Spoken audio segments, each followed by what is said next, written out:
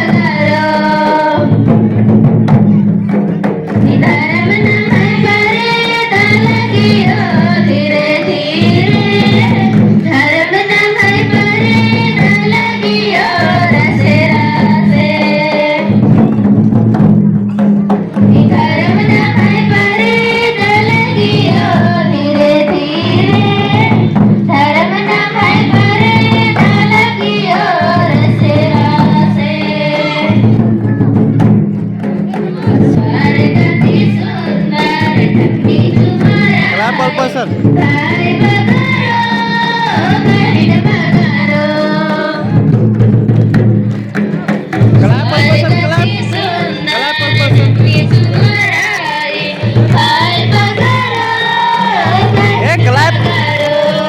look there back clap all person clap yeah share it